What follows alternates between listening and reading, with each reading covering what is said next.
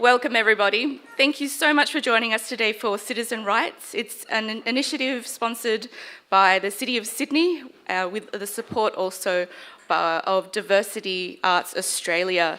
We would like to acknowledge the traditional owners of the land which we meet upon today, the Gadigal people of the Eora Nation. My name is Jennifer Wong, and for the last couple of years I've been reporting on books, arts and culture for the ABC, and I've also worked as a comedian since 2008. For those of you who don't know, a comedian is someone who, when they're very little, is afraid that everyone will laugh at them, and when they're an adult, they're afraid that no one will laugh at them. Thank you so much for laughing. So we're here today. Give me a little clap and a cheer if you're here today to hear someone you love read to you. Yeah? That is lovely. It's so lovely to be joined by a loving and supportive audience from young to old in every way, inside and out. That's right, little one. We're going to get some stories today. Now, we'll just have a bit of housekeeping before we get started. The toilets are located outside the theatre to the right, like the current Australian government. The fire exits are also just where you came in from. Drinks are available at the cafe, and we also have food and snacks afterwards. So hang in there, stories followed by snacks. This is like the best after-school day ever, am I right? Please, if you have mobile phones, please switch them to silent, but you are also very, very much encouraged to tweet and Facebook post with the hashtags, which there are two, Citizen Rights and also Carnival of the Bold. It's really, really exciting what Citizen Rights has put together today. If you're not familiar with the concept, let me run you through it. You are the loving, supportive audience, and in the front row here we have 10 unique writers who all happen to be women.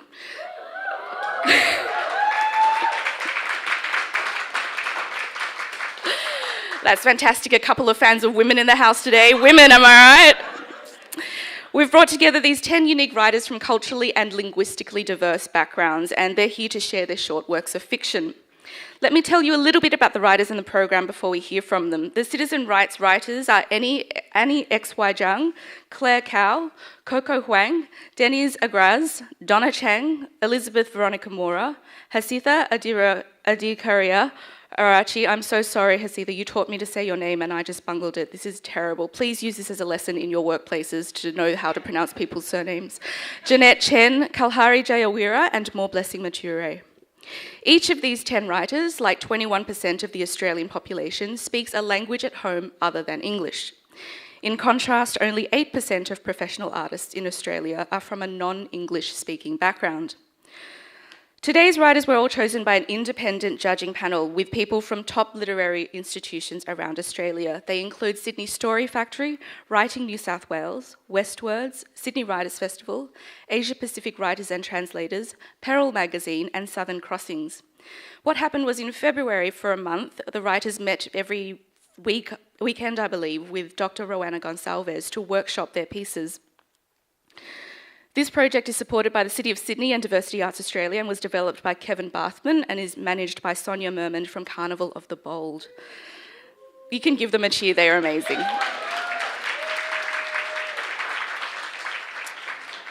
Before I bring on the writers today, it gives me great pleasure to welcome City of Sydney Councillor Jess Scully to say a few words. Please make her feel very, very welcome.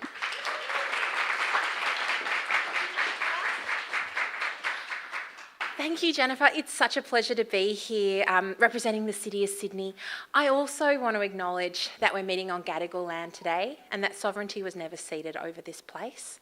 It always was and always will be Aboriginal land. We're lucky to be more recent arrivals, a lot of us, to Sydney and to this country. And it's one of the things that makes Sydney so interesting, so unique, and I think so well placed to be a place that tells the stories of and for and to the world. Here in the City of Sydney, I think about 50% of us were either born overseas or have more than one parent who was born overseas. Who here identifies with that? Oh, okay, more than 50%. All right, that's great. It's extraordinary, right? And that is one of the most exciting and I think most vital resources that Sydney has is our connection to places that are not here, to other cultures, to other ways of telling stories, other ways of framing the world and imagining a future, which is something that we all need right now. I'm really thrilled that the City of Sydney, through our matching grants, is supporting this incredible initiative. I was really lucky in a previous life to have had some connection with Carnival of the Bold through my work at Vivid Ideas, and so I know that the work that they do is fantastic and so important in giving a platform to writers and storytellers from so many different backgrounds. And that's really important because the kinds of stories that we tell ourselves and that we tell each other really matter. So I'm wearing this necklace for a reason today. Not just because this comes with a job, but we've been telling ourselves some really bad stories about Sydney, right? We know it can be a tough place to live. We know it's expensive. It can be hard to do creative work here when you've got those big overheads. We know that some people have been working flat out to destroy our nightlife and our culture.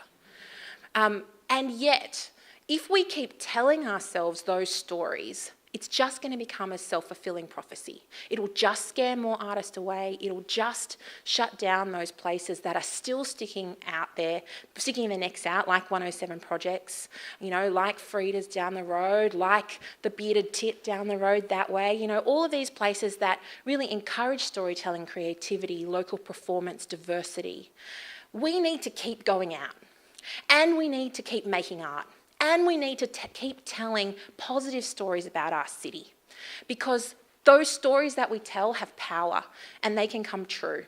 So let's keep telling positive stories about Sydney. And the other reason why I'm so excited about what Roanna is doing and about this event is that it really matters who gets access to the stage and the microphone. In Australia, we are a hugely multicultural, diverse, young population, and yet our governments don't look like us. Our storytellers on the screens and our representatives in Parliament look nothing like us. I heard that, or I read a piece that said that the average Australian politician is a guy called Andrew because there are apparently 7 Andrews in federal Parliament, right? I think he's 58 years old. He owns 2 properties. He has 2 degrees, he has 2 kids, and he is white and from an Anglo-Saxon background. And you know what? That's not what Australia looks like. That's much older, richer, and whiter than Australia. And so what we've got to do, as well as claiming microphones and claiming stages to make our stories look and sound more like us, is we've also got to figure out how we make our politics represent us too. Now, I'm particularly moved that this is a group of all women right now because I watched Homecoming last night. And I'm in a very emotional place right now. And I have to stop talking, I know, but this is very important. And if you don't know, Homecoming is Beyonce's documentary. It's currently on Netflix.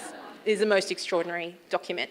And what it does, the reason why I'm so excited about Homecoming, for many reasons, but it's a perfect, beautiful articulation of the fusion between politics and art.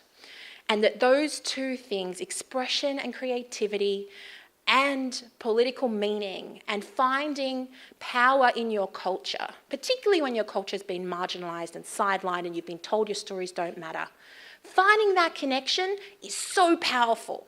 It puts you in front of the world and it gives other people a platform and a path to follow you. So storytellers, no pressure.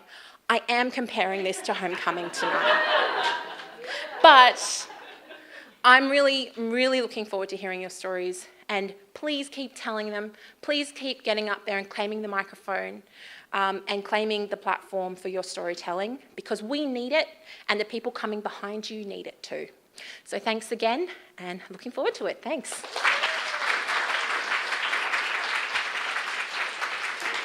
Thank you, Jess Scully.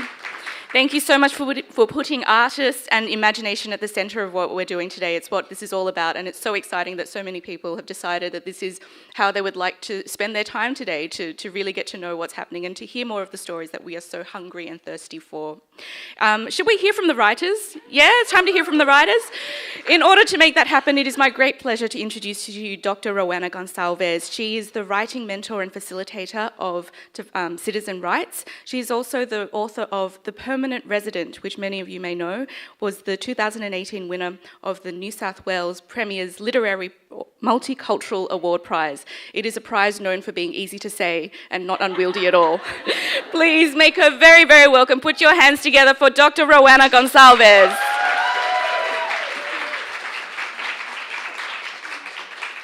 Thanks, Jennifer. And thank you, Jess, for your wonderfully warm, supportive, and rousing words. We really appreciate having you here. Good afternoon, everyone. I too would like to acknowledge that we are on Gadigal land, and I would like to pay my respects to the traditional custodians of this land and to elders past and present, and to any Indigenous people in the room today. For millennia, the Gadigal have been weaving ideas into words to create a sense of home, of belonging, and of custodianship through story. Sydney has always been a place illuminated by story, and the storyteller, that's us, in a very long line of storytellers, has always been one who speaks truth to power. It is a championing of storytellers from the margins that is the aim of the Citizen Rights Project. This project has been a labor of love for us all. Last year, Kevin Bathman began to dream up a project where the written word, where story, would weave through our urban environment here in the city of Sydney. Kevin is overseas at the moment and so is unable to make it today, but I would like to acknowledge his vision in conceiving this project and bringing it to fruition, grounded very strongly in the quest for social justice and transformation. The city of Sydney, all power to them, backed us up with funding to run this project. And for this, we are extremely grateful. Thank you, Jess Scully, and thank you to your team for enabling this wonderful project. Diversity Arts Australia backed us up with further crucial support, for which we are indeed very grateful. Thank you to the awesome Lena Nalus. Thank you to our special guests today who've chosen to spend their afternoon with us and support our wonderful writers. I want to make special mention of Michelle de Kretzer, who is one of Australia's finest writers. She recently won her second Miles Franklin Award, which is like the Nobel Prize in Australia, basically, even better. And she is here with us today, Michelle. I know she doesn't like any attention upon herself. I'm embarrassing her, but thank you, Michelle, for being here and for your support. I would like to thank a number of people who have, all of you, for spending your time with us, but especially Iva Indik from Giramondo, who's here. Thanks for coming, Iva, and Nick Tapper, and Emily, and Peter, who came all the way from the US, especially for this note. No, well, we can tell ourselves that. It's okay. I want to say a big thank you to Sunita Perez de Costa, who wrote her first novel at the ripe old age of 23. And, and her second book has just been published by Giramondo. It's called Saudade. And Sunita is here with us today as well. Thank you so much for your support. Our call for submissions attracted a flood of fresh voices from underrepresented cultural groups, demonstrating the depth of talent across Sydney and the yearning to give literary expression to lived experience and through the imagination, through story. We were going to select 5 writers, but the quality of submissions was so high that we said, can we squeeze 10 in? So 10 writers were selected by an independent panel of judges from our most valued literary organizations. These judges, I have to say, volunteered their time very generously, and we're extremely grateful to them for doing this, for believing in this project, for championing voices from the margins who don't always have access to pathways to publication. I would like to say a huge thank you to Sukhmani Khurana from Southern Crossings, who was one of the judges.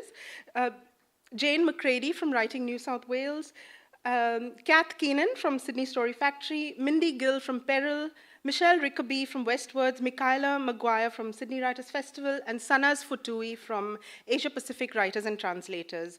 I was extremely generous of them. They're all extremely busy people, but they took the time out to read lots of submissions and finally make the hard choice of 10 writers, which we have the pleasure of having with us today, and we're looking forward to hearing your work.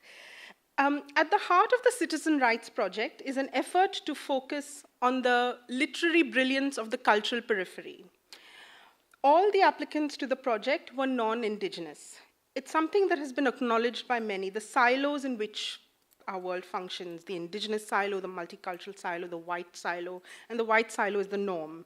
And so maybe, I don't know, maybe Indigenous writers didn't feel that this was a space in which they could participate. It is troubling, and I would welcome any suggestions anyone has on how to address this collectively. When we realized that we did not have any Indigenous applicants to the project, it became crucial for us as a group of immigrant writers living on land that has never been ceded. It became crucial to interrogate our positions as writers working in Australia today. We talked a lot about our positions as beneficiaries of Indigenous dispossession. We considered ethical questions raised by the expression of solidarity, and ethical questions raised by choice of point of view when writing a story. We talked about the tropes of the grateful migrant. Anyone who has come to this country as an immigrant, we always feel grateful to be given the opportunity to live here. But then we reflected that actually, if you're grateful for something, it is your responsibility to critique it when that thing you're grateful for is under threat. And so we reflected upon the immigrant citizen's responsibility to critique systems of oppression in a participatory democracy, such as we are part of here in Australia. My approach as the mentor and facilitator of the Citizen Rights Project was very specific. I was going to run this as a mini creative writing course with a decolonial approach. By this I mean I wanted, as far as I could, to help us learn from the literary brilliance of Indigenous writers and from writers from previously colonized communities where possible. I also wanted to include the brilliant work of writers who were working in Australia today. And by literary brilliance, I mean writers who write against the boring cliches in terms of subject matter, but also in terms of, at the level of sentence and the level of figurative language, of metaphor, etc. Writers who challenge us to think outside our comfort zones, who enchant us and provoke us. Needless to say, I had a hard time selecting material from an abundance of brilliant published writing, and a hard time fitting my selections into a tiny 4-week course. Something had to give, so in including some brilliance, I had to exclude a whole lot more. I wanted our writers to see the richness and the literary virtuosity in the work being done here in Australia today by Indigenous writers and by writers from outside of the mainstream. So we read scholarly work, we read critical work, we read texts about the craft of writing fiction, and we read fiction. We talked about point of view, about the use of language, the resistance to the cliche. We talked about character, about plot, and we learned from the literary virtuosity, the intellectual challenges thrown at us, and the artistic brilliance of some of our finest writers today, writers like Michelle de Kretser, Alexis Wright, Aileen Morton Robinson, Melissa Lukashenko, Ghassan Haj, Nam Lee, Suvendrini Pereira, Penny Van Toon, and writers from outside of Australia as well, such as the Japanese writer, and I'm going to mangle this name, sorry, Ryunosuke Akutagawa, the Latin American writer Gloria Anzaldúa, the Indian American writer Jhumpa Lahiri, the Canadian Indian writer Kuzhali Manikavel, the American writer Ursula K. Le Guin, writing teacher Jack Hodgins, the English writer Jeanette Winterson, Chinese writer Lu Xun, and the Indian writer Ambai, whom we read in translation. I had the privilege of working with Annie, Claire, Coco, Denise, Donna, Elizabeth, Hasita, Jeanette, Kalari, and Mo Blessing, over a series of 4 workshops held every Saturday afternoon in February this year. Each of these writers has a distinctive way of observing the world, a fresh way of expressing the soaring shapes of their imaginations, an enchanting and provocative literary voice. And you will hear from each of them shortly. In addition to hearing them read excerpts of their works in progress, you can read excerpts of their work in the launch booklet as well. And we also have a poster campaign running at the moment where a sentence from each of these writers' works is on posters across different locations within the city of Sydney. The Citizen Rights Project is a way of sending out their unique work to weave our harbor air and our urban infrastructure, our energizing languages, our varied ethnicities, our peak hour squeeze, and our starstruck evenings into a fresh way of seeing our world. Wouldn't it be wonderful if we could reclaim our city with story, not just with real estate? Again, I thank the City of Sydney for their belief in this project. I thank Diversity Arts Australia for their tireless support, Carnival of the Bold, Kevin Bathman for their vision. I want to say a big thank you to Sonia Mehermand, who was the project coordinator. She was extremely efficient, creative, calm. Nothing was too hard for her. Thank you, Sonia. It was really fabulous to have you on board.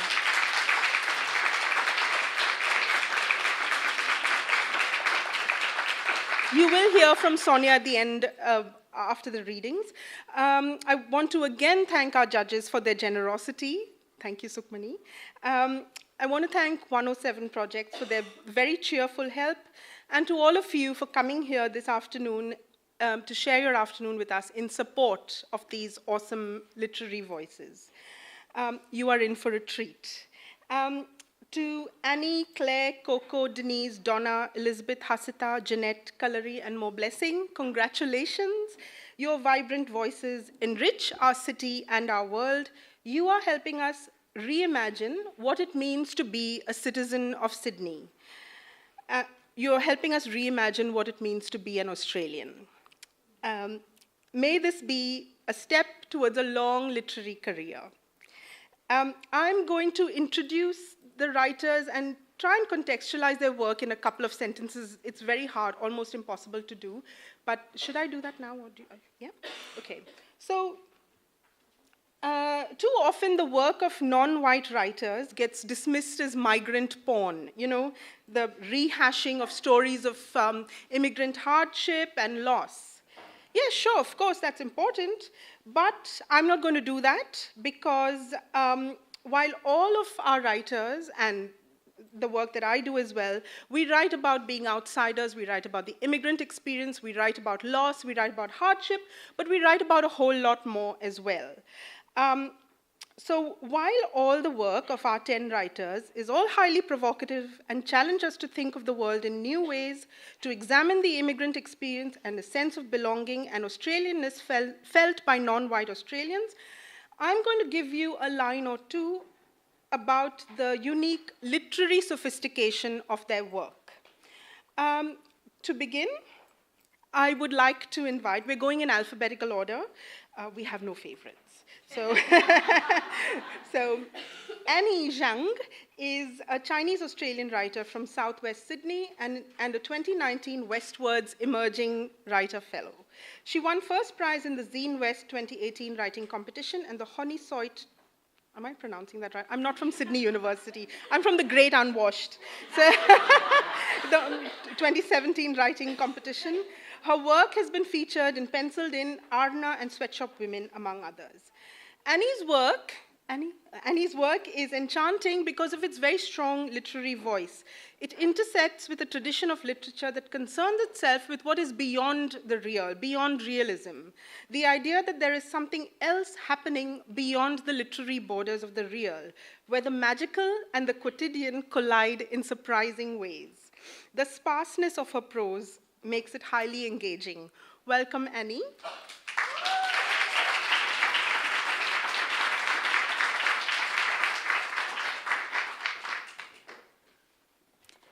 In summer, insects flock to Boo Boo.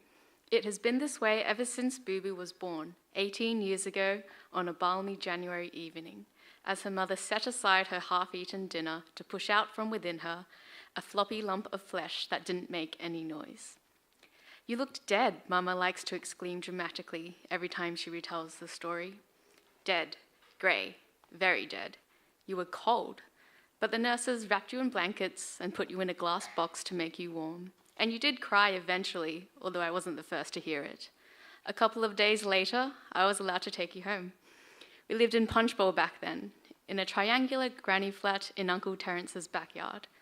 But then, darling, the cockroaches came.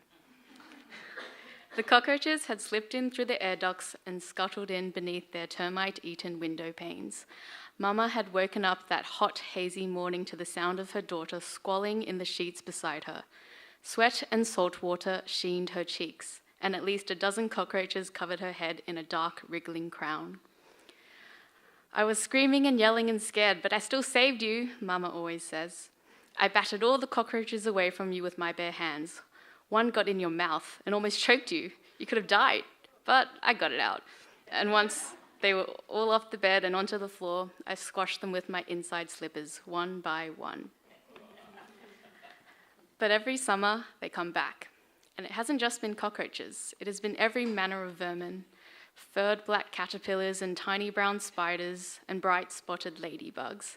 Boo Boo's 7th birthday party had been rudely interrupted when a swarm of flies erupted from a crack in her heart-shaped piñata. Her 10th birthday had gone better until dung beetles somehow found their way into the party bags she had prepared for her guests. No one came to her 14th birthday party. She had blown out the candles in her kitchen with only Mama there to clap and cheer, and only Mama there to scream and yell when Boo Boo cut open the Black Forest cake to reveal a colony of maggots residing within the sponge and cream. Thank you.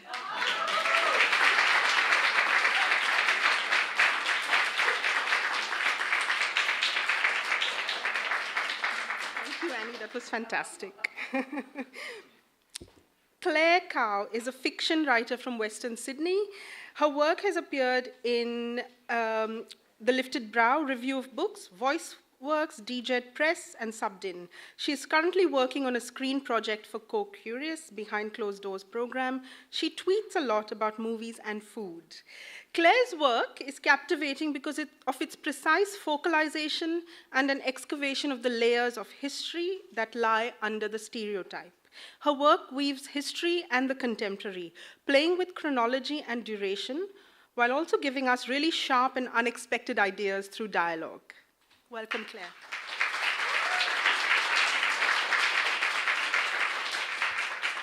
Thanks. Like, the extract I'm reading has no dialogue, but there's a lot in the actual story. Just a quick background. The story is about this grandma, Chinese grandma, who seems really stereotypical. Like, she wears a fanny pack, has a Uniqlo vest, yells at her grandson, but she's going out on this interesting meeting with someone from her past. So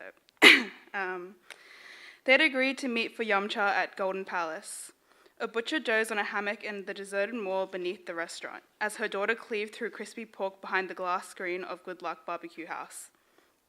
Jewelry stands lay unattended, beads of turquoise and jade swinging on chains of false gold. An old man, frailer than even Li Xuan, was heaving a leather chair out of the shop that sold massage paraphernalia, wobbling past racks of leek green aoyais. Li Xuan quietly greeted him before stepping on the escalator, towards the deluge of sunlight above. Slowly ascending, Li Xuan glimpsed a figure pacing in front of the landscape window overlooking Gough Whitlam Place car park. She saw a ponytail swinging back and forth, the colour of bleached limestone. Then the curve of a back in a coat embroidered with larks, and 2 gnarled hands polka-dotted with age. These things were all new, but Li Xuan felt her atoms headbutt one another with frenzied recognition. It was her. Li Xuan reached the top. The woman's footfalls slowed, flyaway hairs backlit by the white glow of the afternoon. For a moment, Li Xuan couldn't meet her eye, glancing out the window at the distant commuters speckling the sea of brick-red levels. The car park hadn't been there 5 years ago, and she couldn't recall the previous view. The suburb was like a fragile charcoal drawing, every brick, every path, each person sketched out from a miasma of remembrances, not quite true to life. The artist was always improving their work bit by bit. Their eraser ruthlessly seeked out imperfections. Vague, time-worn shops and people crumbled into a black smear as bolder, modern lines were drawn over them with a ruler. The small changes always unnerved Li Xuan, reminding her of her own immateriality.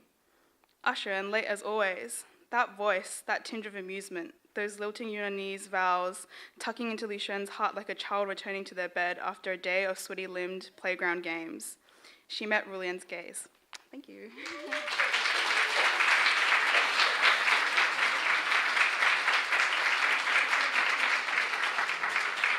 That was fantastic, thank you. And if you want to hear Claire's dialogue, you have to read the whole work that she's working on. Denise Agraz was born in Turkey and arrived in Australia as a teenager in the late 90s. She identifies as first-generation Turkish Australian. She teaches English as a second language to adults. Denise finds that writing fiction is a way for her to negotiate her place in Australian society.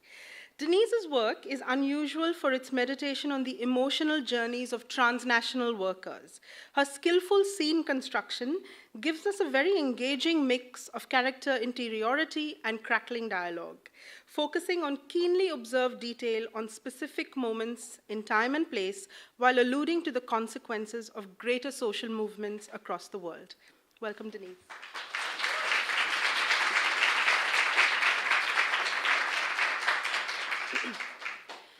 2 years ago, I cut my left arm while working as a kitchen hand.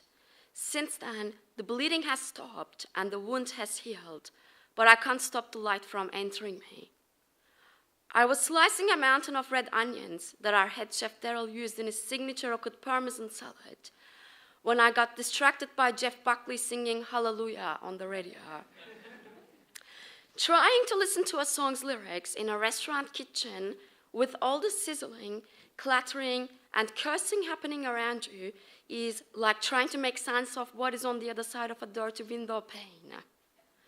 Squinting your eyes might help you in such a situation, but you can't squint your ears. I had taken my eyes off the chopping board only for a second to beg the head chef to turn the volume up, when the knife neatly sliced my left thumb in the middle. 4 centimeters in length, 1.5 centimeters in depth. Blood gushed out. At that very moment, I thought the red onion must have been misnamed by the English-speaking world because it wasn't red. It had an imperial purple-colored skin and a tinge of white flesh, roundly layered, looking a bit like the robed-up Queen Victoria in Barker's The Secret of England's Greatness. I had seen the painting with Matt at the National Portrait Gallery in London the year before when we went backpacking around Europe. That's actually the Bible she's giving to the prince, he had said with his arms encircling me. I already knew, but kept quiet and smiled, just like I did whenever he lectured me about the Ottomans or the Orientalist art. Being a fine arts graduate and working as a kitchen hand was like chopping vegetables with a dull knife. It doesn't cut through the carrots properly, but there is always a danger of blade slipping off and plunging into your fingers. I was rostered 6 days a week, and the money was barely enough to cover my rent. I was feeling way too exhausted to paint, and the dream of joining Matt at the artist's residence in Barcelona was slowly fading away. I was pressing my right thumb with my left index finger to stop it from bleeding when I heard Daryl muttering, "Dumb fuck Turk," under his breath. In a kitchen where he was outnumbered by the immigrant workers, Bengali was loud and English was reserved for reprimands. Daryl preferred to yell.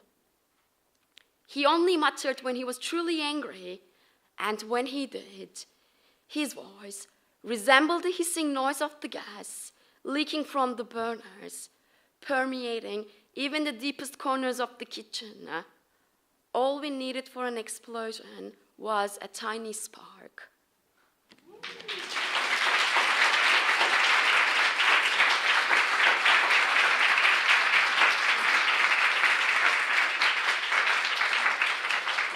Thank you, Denise. That was fabulous. I'm sorry, I forgot that D comes after C. Blame it on really poor colonization practices, okay? I would like to invite Coco Wang. She is a Chinese-Australian writer, musician, and scientist. She enjoys reading and writing experimental stories, particularly satirical and metafictional ones, with a dash of magic realism. Her award-winning short fiction and poetry have most recently appeared in Arna, Hermes, and the 2018 Sydney University Student Anthology. She also tweets, and her Twitter handle is in the booklet. Coco's work is striking for its point of view.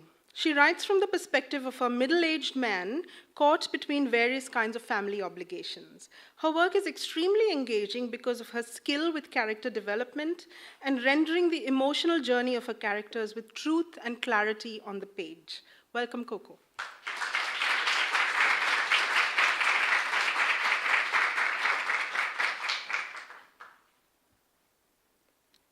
Saturdays are hectic, but at least I don't have to spend them with my wife. The girls take piano, Chinese, ballet, swimming, and art lessons, and I shuttle them to and from each one. Today, I'm glad their schedule keeps me too busy to think about my father's first night at the nursing home. It was too quiet to sleep last night. I didn't realise how accustomed I'd become to my father shuffling around his room at odd hours, twisting the doorknob of his locked door. As we walk up Mrs. Deng's driveway, Angela trips on the hem of her skirt and skins both of her palms. She doesn't let me pick out the dirt and gravelly bits until I show her images of infected wounds. While Jessie has her piano lesson, I bandage Angela's hands and read some financial reports on my phone. Then a WeChat video call screen pops up. My beard twitches beneath my shirt, but I accept. "Hello, hello," my brother chimes, his face lagging behind his voice. "Fat uncle," Angela exclaims in Mandarin, thrusting her face into the camera's field of view. "Look, I fell over and hurt my hands." "Oh dear," my brother tuts. "You'd better learn to use those eyes in your head." "Where's Jessie?" "Piano lesson," I say. "How are you, brother? Up so early?" "Yes, the doctor says I need exercise. I walk around the block 10, sometimes 11 times every morning. Soon, I won't be your fat uncle anymore." Angela giggles. "But then what would I call you?" "Well," my brother considers, his face comically serious. "I guess you could call me your super fit and incredibly handsome uncle." "Brother," I say, tilting the camera away from Angela, "why did you call?" "Just to check on you and father," he says. "How is he? Manageable?" Yes," I say, suddenly alert. "It's hard, but manageable." My beard squirms at my half-truth, and I scratch my chin to conceal the movement. "What about your work?" "It's not so bad," I reply. "There are good weeks and bad weeks, but at least I can keep an eye on father. He rests in the garden sometimes." Angela watches me intently, and a jolt of dread stiffens my beard. She's about to say something. I forget to breathe. "And how is Dodo?" My relief turns to bitterness. They must still be in contact, my brother and my wife, if he still calls her by that nickname. "She's well," I say, keeping my tone neutral. "Busy with the kids as usual, especially with Luke." "Ah," he sighs in understanding. "Maybe I should come over and help. I could take leave for a few weeks, fly over in a few hours. I could be here tomorrow." "No, brother, you really shouldn't trouble yourself," I try to say, over Angela's excited squeals. "We will be fine." "Okay, but let me know if you need anything." He pauses, then lowers his voice. "Is your beard overgrowing again?" "Thank you, brother. Let's talk again soon." I jab the red end call icon before he can respond.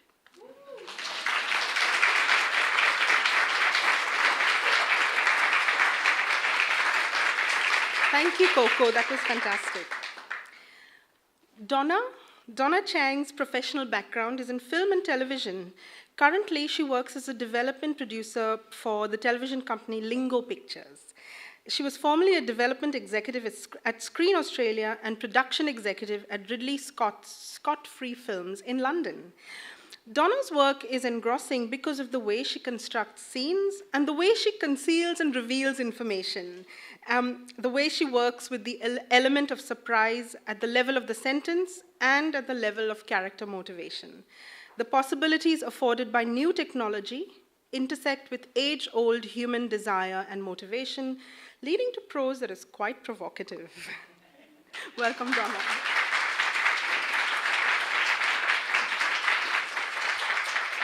Thanks, Rowena. Ma prefers the element of surprise when launching a frontal assault. If she hadn't deigned to become a housewife and cleaner in suburban Australia, I believe she could have had a career as a general in the People's Liberation Army. Like most great strategists, you could never guess her grand plan until the battle was over. She made her first move when she arrived at the memory clinic where I worked. "Hello, Dr. Liu," she greeted me, rising from her chair as I entered my office. "Ma, what are you doing here?" Bewildered, I allowed her to envelop me into a pungent hug of body spray and cooking oil. "Your room is very small," Ma said in Cantonese, looking around critically. Her tattooed eyebrows furrowed at the anodyne whiteness of the walls and minimalist furnishings. "Is this the room they give to their top doctor?" The private clinic where I worked was a place of gleaming surfaces and expensive aromatherapy diffusers. I'd generally given my mother the impression that work was going well without going into too much detail so as not to worry her. But I always felt as though I was a piece of new furniture that didn't quite fit into my muddied surroundings, not having the wealth, breeding, nor self-confidence to properly assimilate. I was a gaudy lucky cat figurine sitting in an Eames chair. And I was far from the clinic's top doctor, but rather a young, cheap grunt who was tolerated because I was willing to work the longer hours. I sidestepped Ma's question. "What are you doing here?" I repeated. "The robot at the front showed me in. I told them I was your mummy," she said proudly. I inwardly grinned. Uppity Isla at the front desk would have been horrified by Ma, with her leopard print elasticized pants and tatty tourist t-shirt. Isla's consciousness had only been recently transferred from human to machine, a procedure she undertook in the wake of her early onset Alzheimer's diagnosis. And although Isla's body was now a hovering titanium metal box, she still retained her snobbery and judgment about other people's appearances. Only last week, Isla had kindly told me that it wasn't appropriate to wear flats with my swollen pregnancy ankles. It was a bold call from someone who didn't have feet anymore. Ma had a shopping trolley with her, bulging with plastic bags of gailan and bok choy from the Asian market. "Did you want to drop something off?" I asked, guessing at her intention. Ma wasn't someone who did the pop by and chat. Every action of hers always had a deliberate purpose, and I had learned from experience it was always good to sniff this out quickly. "No, I came here because I want an appointment with you." This took me a second to process. "What? No," I replied, sensing a manipulation about to take place.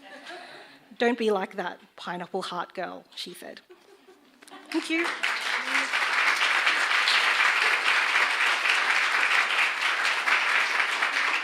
Thank you, Donna. That was fabulous. Elizabeth Veronica Mora is the daughter of two love-struck Ecuadorians. Elizabeth learned from a young age to appreciate stories as moments of possibility. Tales of passion, resilience, and risks taken valiantly have shaped her worldview and inspired her search for alternative truths. She is currently studying to become a secondary school teacher. I want to be in your class, Elizabeth. Elizabeth's work is riveting as the freshness of her prose intersects with the long tradition of magic realism. Her work sits at the intersection of history and fiction, engaging in political critique through symbolism, parody, and hyperbole, the use of different registers in dialogue, and a playfulness with scale at the level of character motivation as well as at the level of theme. Welcome, Elizabeth.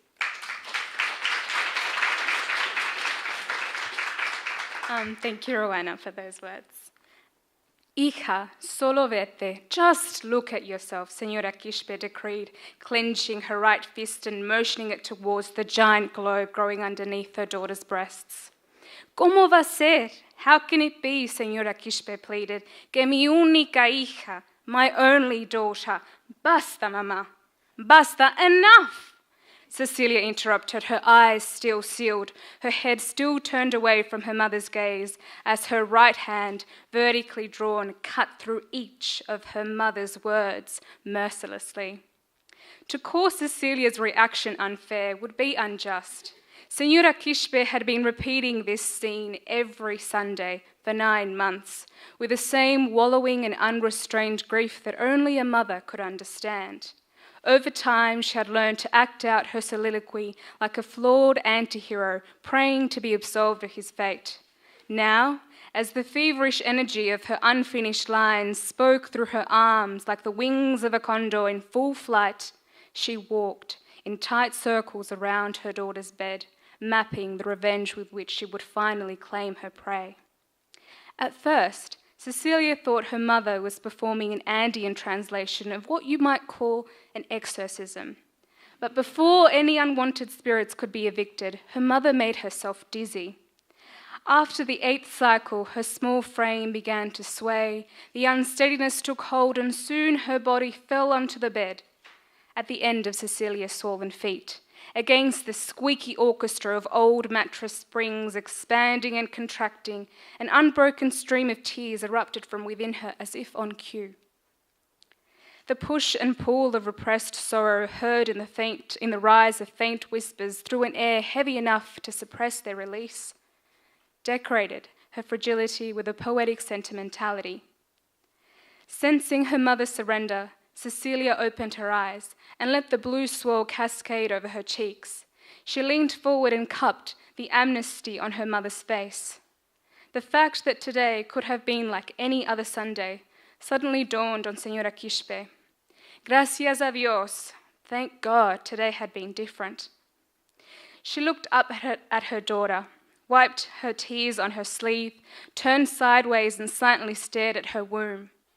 As she let her hand climb this man-made summit, she felt her body reverberate the silent roar of the pain she too had once felt. Thank you.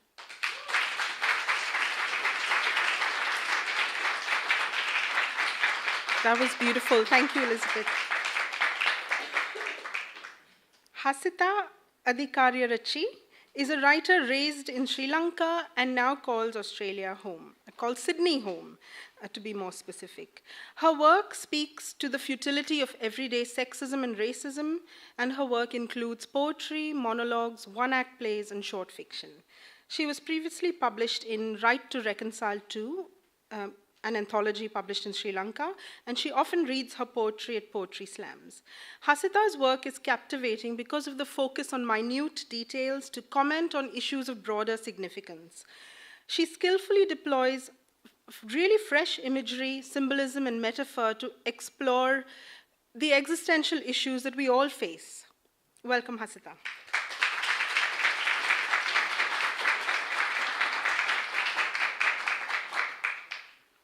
I sat on my bed and started reading the Word document that Anura sent me. My father was surviving on dialysis. I would hate to go through it myself. I will kill myself if my kidneys get worse. I paused for a moment. I read that line again. Those words were being said by an abusive and narcissistic white male character who was emotionally blackmailing his wife. Every word in the script about the ailment was quite like Amali's words, which I had used in my play. Were you inspired by my script? I messaged Anura on Facebook Messenger while trying to stay calm. After a few seconds, a beep sounded from my laptop. I read Anura's reply to my message. Yes, I did. Your script was great. I was able to imagine a different context. I think the conflict in my play is more relatable to general viewers. I stared at the laptop screen with blurred eyes. I looked out of the window near my bed. I clearly remember that I told Anura the last time we met in the cafe that I had my sister's permission to write about her. Those were Amali's words. I have her permission to write them, and she told me to portray her in a positive light in my play. How dare you make an abusive man out of her? I typed with a shaking hand. I'm sorry. I didn't mean to hurt you or Amali. Anura had tried to sound apologetic, But did he really think it was wrong to use my sister's words for a negative role without her permission? Why do you even want to write about her ailment? You could have easily picked another subject. I have seen how the contestants of reality shows on TV draw the sympathy and the attention of the judges and the audience by talking about someone in their family who has leukemia or so. I thought it would be intriguing. I couldn't believe what Anur was saying. Glad I'm not talking to him on the phone right now because I would have used the filthiest language on him. If you think I'm using my sister's story to draw sympathy, then you had better know I'm not. You have met my sister and my parents quite a few times when we were studying together in Sri Lanka. How can you be so insensitive to my feelings and my family's feelings? You could have simply asked me or Amali before you wrote that. How do you think Amali would feel if she ever gets to see your play? She wouldn't know about it unless you tell her.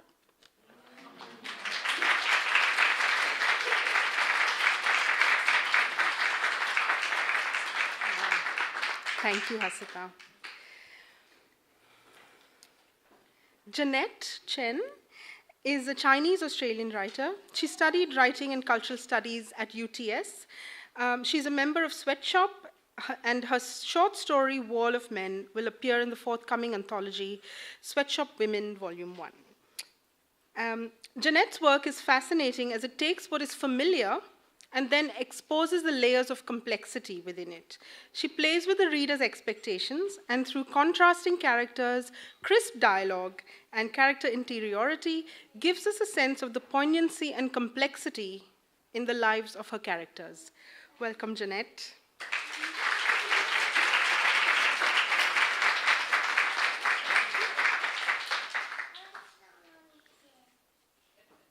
Jenny, your modelling debut is on the school intranet. I was so excited I forgot we were in the library. But the only people who were here this early were the Year 12s sitting at the desks behind the non-fiction shelves. 5 heads of black hair floated over open folders and notes. Nerds like them came to school early to study. Nerds like me and Jenny came to school early to play Insane Aquarium on the library computers. The swarm of yellow fish froze on Jenny's computer as she paused her game. Her black eyes looked like they were going to pop out of her monolids as she came over to look at the picture. 2 blonde seniors were sitting in the grass, smiling at the textbooks in their laps. Jenny was standing behind them in the background, talking to an Indian girl from Year 8. We clicked through the gallery on my computer, scanning for Jenny's face. There were 30 photos on the internet. Jenny was in 2 of them. The other photo was a group shot of 20 girls all crammed under the pagoda in the rose gardens with their musical instruments thrust in the air. Jenny was on the right edge of the group with her fist closed tightly around the neck of a clarinet. Jenny didn't play clarinet, she played grade 8 piano. They got me to pose for way more photos than that, Jenny said. Where's the photo of me and Hien boiling green water on a Bunsen burner? There's this one in the science labs, I said. I clicked back to a photo of 2 Year 9s in white lab coats.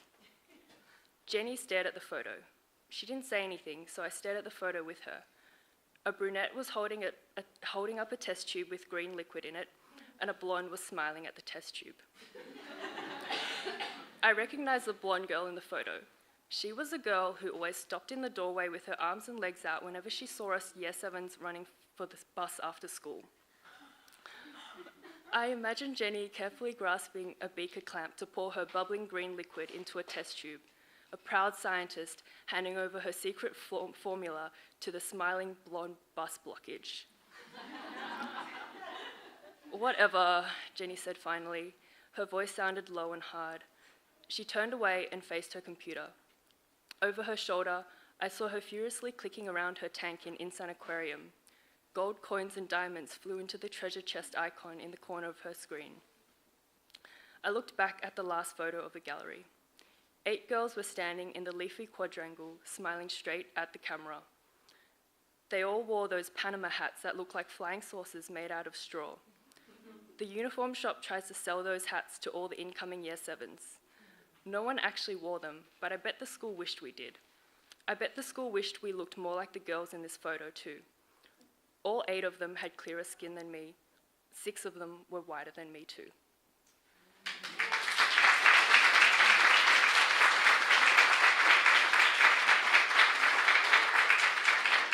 That was fantastic. Thank you, Jeanette. Kalari Jayawira is a writer of Sri Lankan heritage who lives in Sydney. She writes short fiction and memoir and has previously been published in Scum Mag.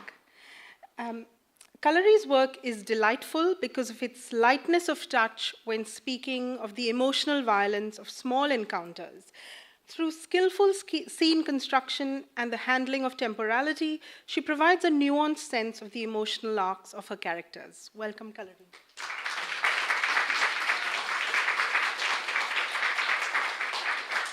Thank you, Rowana. In the house, Latha was Dua, Patia, darling, the diminutives both tender and restricting.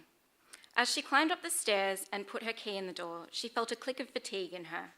She was tired of the house. All the parts of it she'd loved had long been driven away by immigrant progress. A Mediterranean rendering had usurped the terracotta red bricks, and the new gazebo crawled over the backyard, which was now relegated to a strip around the fence. And today, Tati had torn down the magnolia tree that reached above the front steps. Its purple-red flowers used to blossom during Stuvac, and its leaves had the right mix of shade and light for long study sessions beneath it. Now, a brown mound of dirt signalled the incoming driveway. Inside, Tati was watching Naomi Robson interrogate Asian drivers on TV. He waved a hello with the back of his hand. Ami loaded Latha's plate with rice as soon as she walked into the kitchen. Dua, how was work? Latha could barely hear her over Naomi's blare. Fine, Latha said. She sat on a high stool on the other side of the kitchen bench. They were not a family that ate together. The magnolia's gone, she couldn't help saying. Child, it was ruining the driveway, Tati answered without looking up. This will increase the value of the house. Latha balled up her rice with bonchi and paripu and lined up the balls in a row. Ami used to do this for her when she was younger. Latha had not grown out of the habit. Ami watched her, a half smile on her face. After eating, Latha proclaimed fatigue and went to her room. Her parents took her silence as evidence of dedication to her work. Benjamin rang every night assiduously. That day, he'd been instrumental in finishing a piece of legal advice, and the senior lawyer had praised him. He called me a Renaissance man, he said, his voice unable to hide his surprise. Latha found herself smiling in return. She was getting used to people treating him as special. I spent half my day photocopying, Latha said. You don't need to keep doing this if you don't want to, he said. Latha flinched. But I can't do anything else, she said. They're proud of this. He was playing something in the background, something with sharp violin strings and clanging piano. Bartok, he told her. A squeak of Latha's doorknob, and Tati barged in, his voice preceding him. She cut Benjamin off to listen. Dua, can you check this email for me? I want to post it. She could hear Benjamin draw in his breath on the other end. Don't they knock? No, she said. He stayed on the line while she went to check the email. She was dating a Renaissance man.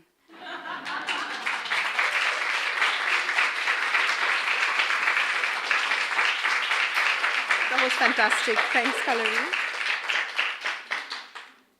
And we have Mo Blessing now. Mo Blessing Maturure is a Zimbabwean-Australian interdisciplinary artist, TEDx speaker, and founder of Folk magazine.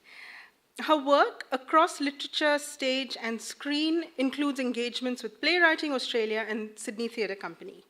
Mo Blessing's work is striking because it takes no prisoners. Her keen observational eye, her skillful deployment of irony, and her ability to turn the comic gaze upon the self makes her work highly engaging. Welcome, Mo Blessing.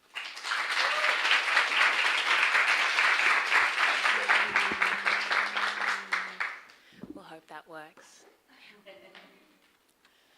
It happens twice a year. Twice a year, I lower the volume as my car chortles further towards the manicured, white suburban land strips of my childhood, responding to an urgently typed WhatsApp message from Mum, adorned with more emojis than ever necessary. Tomorrow, come over, house emoji. We need your strong arms, flex emoji, sweat emoji, cry laughter, cry laughter, cry laughter. Knowing upper body strength doesn't align with my lifestyle, she still calls, and I still answer. Though she'll never admit it, these roadside cleanups are about as premium garbage as it gets. It's the type of trash that's bought full price at Victoria's Basement, items that don't quite fit the new decor brief from the interior designer. This biannual purge is how my studio apartment manages to rake in the compliments it does. These select cul-de-sacs are where my perfectly functioning NutriBullet came from, where I sourced the piece that sits on my coffee table. These well-lit, you only live here if you drive streets are where I learnt that pieces are what rich folks call those obsolete ceramic bowls with no practical function other than to hold dead batteries, coins, and emergency tubes of shea butter. As I encircle another redundant roundabout, the glimmer of white goods creeps over the horizon. Before you start judging me, let's be honest with each other and accept that you wish you'd thought of it first. And for that, I don't blame you. It's a harsh truth to accept that your first share house didn't have to be furnished with upcycled milk crates, that no matter how cute the Pinterest board, packing pallets do not make for sound lumbar support. Thank you.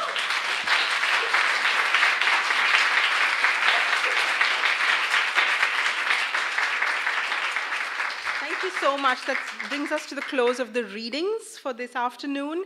Thank you so much, all of you, for sharing your awesome work with us. And thank you to the audience for sharing your afternoon with us. I think we should really give our wonderful writers another round of applause for their fabulous work. Well done.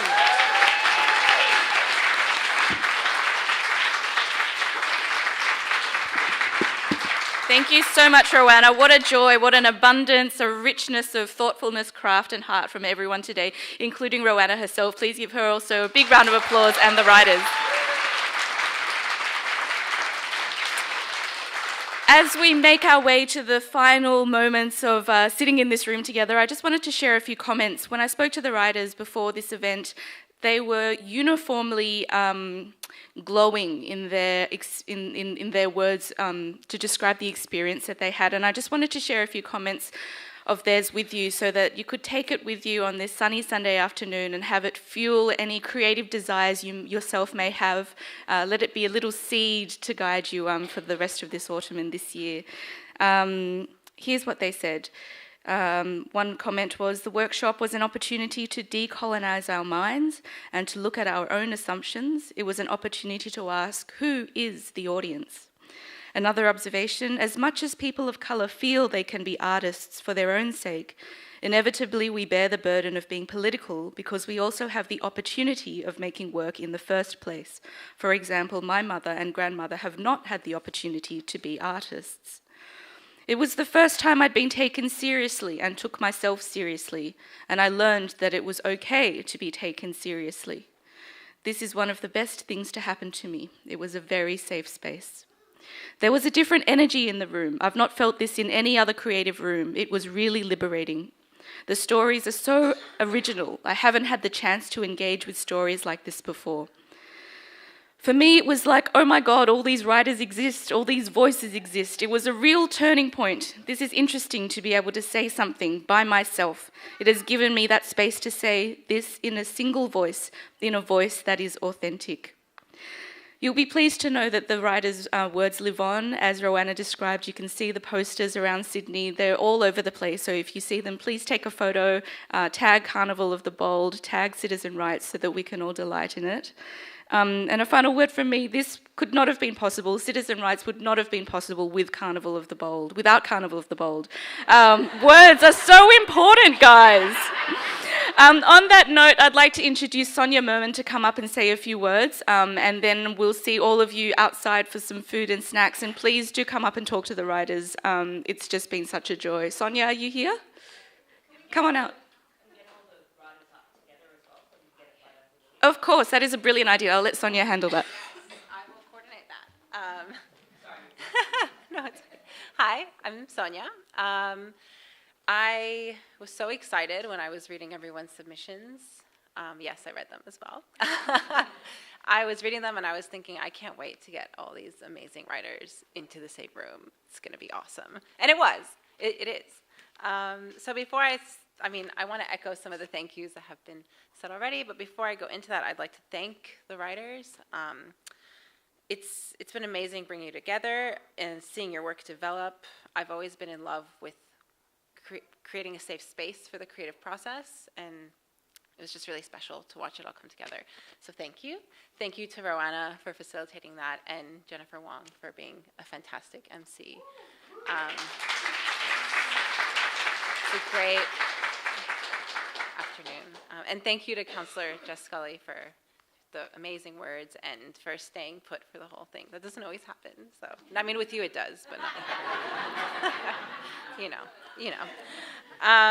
So again, thank you, City of Sydney Diversity Arts, for auspicing this project.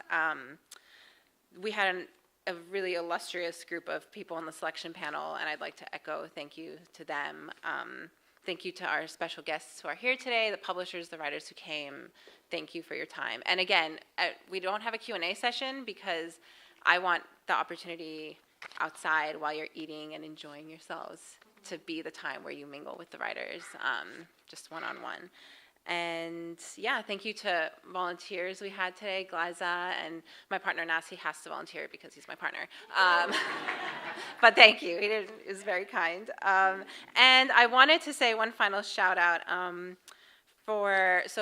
Sydney Writers Fest is launching tomorrow, and there is an event launch for Sweatshop Women that I think Roanna mentioned that Jeanette's part of the anthology, and a few other, Claire and Annie. And anyone? No? But a lot of these writers here have been involved with Sweatshop, Western Literacy Movement, and there's an event at Carriage Works on the 3rd of May to launch that anthology. And go to all the Sydney Writers Fest events, the ones you can make, but this one in particular is going to be awesome, and you'll probably see familiar faces there as well, and it's a great opportunity to see more of their awesome work. So yeah, go and mix, mingle, and enjoy, and I'm going to call the writers up for a final photo, so last time you guys got to be up here, I promise.